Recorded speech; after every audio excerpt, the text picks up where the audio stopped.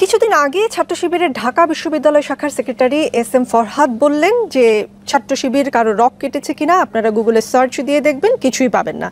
কিন্তু আমি তার কথা শুনে গুগলে সার্চ দিলাম এবং বেশ কিছু অভিযোগ পেলাম। আপনাকে দু একটা শোনাই। 1988 সালের 31শে মে রাজশাহী মেডিকেল কলেজ শাখার ছাত্রমৈত্রী সভাপতি জামিল আক্তার রতনকে 4 হাত পায়ের রক কেটে হত্যা করা হয়।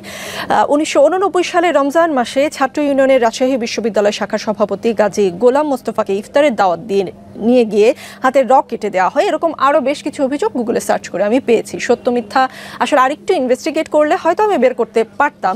মানে শিবির কেন রক কাটে এবং সেটা কি আসলে কেবলই মিথ? সত্যতা নিশ্চয়ই আছে। এমনি এমনি তো যা রটে তার তো কিছু বটেও নাকি? আচ্ছা, অনেক অনেক ধন্যবাদ আপনাকে। শিবির রক কেটেছে কিনা সেটা একটা প্রশ্ন। কাটলে কার কার কেটেছে, কতটা কেটেছে, কোন সময় কোন জায়গায় কেটেছে এবং কেন কেটেছে, 3 প্রশ্ন, একের মধ্যে 3। তা আমি এর জবাব অবশ্যই দেব।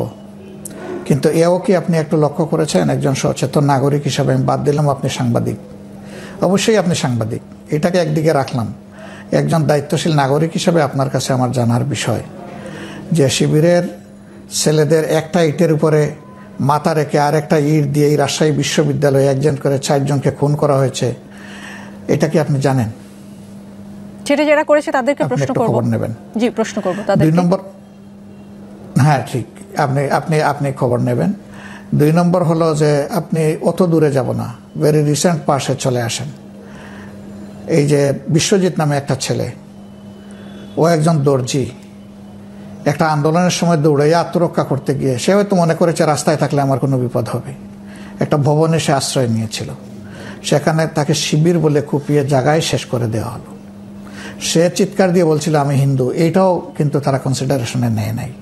তুই শিবির, এটা বলেই তাকে এইভাবে কুপিয়ে স্পষ্ট দিবালুকে হত্যা করা হয়েছে এবং তাদের কিছু শাস্তি হয়েছে। আমি জানি না আলটিমেটলি সেই শাস্তি বাস্তবায়ন কতটুকু হবে। 3 নম্বর, আবরার ফাহাদ, এই যে বুয়েটে, এই ছেলেটা নামাজ পড়ে মানুষকে নামাজের জন্য আহ্বান জানায়। এই দোষে তাকে সন্দেহ করা হয়েছে সে শিবিরও যদি হয় তাহলে কি এইভাবে কাউকে মারার কোনো বিধান আছে? আমাদের আইন, আমাদের সংবিধান কাউকে কি এখতিয়ার দিয়েছে? তো তার দোষ কি? সে শিবির। শুধু এই জন্য তাকে পিটিয়ে মেরে ফেলা হলো একটা ছেলেকে। বুয়েটে চান্স পায় কারা? বাংলাদেশে মেধার জগতে সর্বোচ্চ আসনে যাদের অবস্থান, তারা একটা বড় ধরনের প্রতিদ্বন্দ্বিতার মধ্য দিয়ে নিজেদের জায়গাটা করে নেয়। সেই ছেলেটাকেই হত্যা করে ফেলা হলো। এরকম শত শত ছেলেকে বিভিন্ন ক্যাম্পাসের বাইরে হত্যা করা হয়েছে। এখন আসেন রক কাটার ব্যাপারে আমি যাচ্ছি।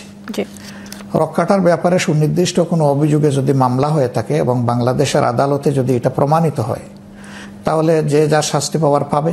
আমি তার পক্ষে দাঁড়াবো কেন? প্রশ্নই উঠে না। সে শিবির হোক আর যেই হোক, এই ধরনের অপকর্ম যেই করবে শাস্তি সে পাক, এটা আমি দাবি করি। কিন্তু শিবির রক্ষাটা এটা বলে যে প্রপাগান্ডা চালানো হয় আমাদের বিরুদ্ধে, তার বাস্তবতা চ্যালেঞ্জ করে আমরা বহুবার বলেছি কতগুলা রোগের রগ কোথায় কাটা হয়েছে আমাদেরকে কেউ দিয়ে একটু সাহায্য করেন। এবং সেইগুলার ব্যাপারে যে সমস্ত অভিযোগ হয়েছিল সেই অভিযোগগুলো আদালতে কিভাবে নিষ্পত্তি হয়েছে তা সহ একটু আমাদেরকে দিয়ে সাহায্য করেন। অভিযোগ যেহেতু আমাদের বিরুদ্ধে, তাইলে অভিযোগকারীদের দায়িত্ব হচ্ছে বিষয়টা আমাদেরকে দিয়ে সহযোগিতা করা। তারা যদি ওই রকম কোনো অভিযোগ দিয়ে আমাদেরকে সহযোগিতা করেন, আমরা সেগুলা দেখব। কিন্তু আপনাদের বিরুদ্ধে আপনাদেরও তো এগিয়ে আসতে হবে। আপনাদের দলের কেউ যদি এরকম করেই থাকে, আমি শুরুতেই বলেছি যা রটে তার কিছুটা হলেও বটে। আপনাদেরও তো দায় আছে খুঁজে বের করে তাদেরকে দলীয়ভাবে সাজা দেওয়ারও তো একটা রীতি আছে নিশ্চয়ই।